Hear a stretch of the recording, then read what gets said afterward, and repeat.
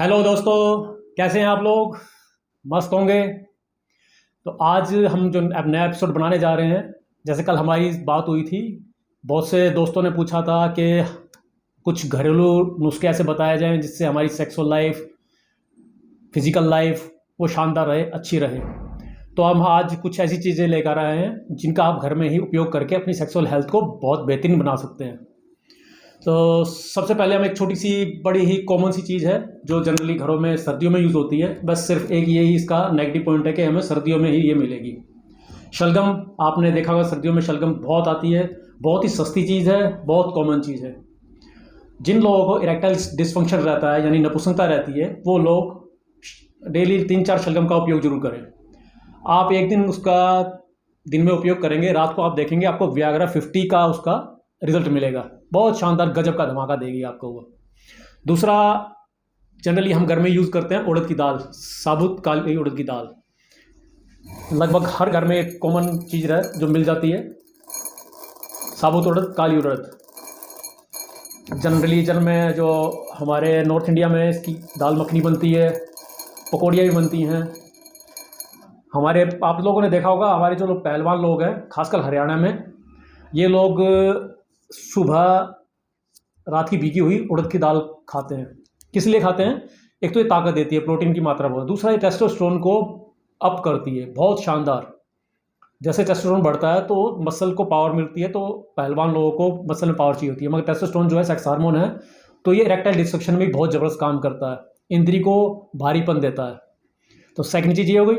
तीसरा है, जैसे हमने पहले भी एक बात की थी इसके बारे में, पहचान गए होंगे आप लोग, क्या था ये? यस, सहजन, मोरिंगा। हमने इसका सूप भी बनाया था पिछले कुछ ऐसे एपिसोड में। तो इसका काम क्या होता है? मेल में, आदमियों में ये क्या काम करता है? वीर्य को गाढ़ा करता है। वीर्य को गाढ़ा करने के साथ साथ आपको जो थकान होती है सेक्स करते वक्त, उसमें लाभ देता है, इरेक्शन में फ़ायदा पहुंचाता है। जिन लोगों को ख़ास तौर से टाइम की परेशानी रहती है, समय कम लगता है, उसमें बहुत अच्छा फ़ायदा पहुंचाता है। और जिनमें शुक्राणु की कमी होती है, वहाँ बेहतरीन फ़ायदा देता है। तो ज़्यादातर जो लोग निसंतानता से गुजर रहे होते हैं, नपुंसकता से गुजर रहे होते हैं, तो ये उनको बहुत फ़ायदा पहुंचाता है। चौथी और सबसे लास्ट चीज़ जो लगभग हर घर में मिलती है, लास्ट तो नहीं बोलूँगा, सेकंड लास्ट मानिए, कि देसी घी, जो आजकल हर बच्चा छोड़ चुका है। लाइफस्टाइल ऐसा हो चुका है कि हम फिज़िकल वर्कआउट करते नहीं हैं तो हम घी क्यों खाएं? मगर घी हमारे बहुत सारी जो आपकी केमिकल रिएक्शंस होती हैं बॉडी में, एंजाइम्स होती हैं या हार्मोन जो होते हैं, उनको बनाने में घी की बहुत आवश्यकता होती है।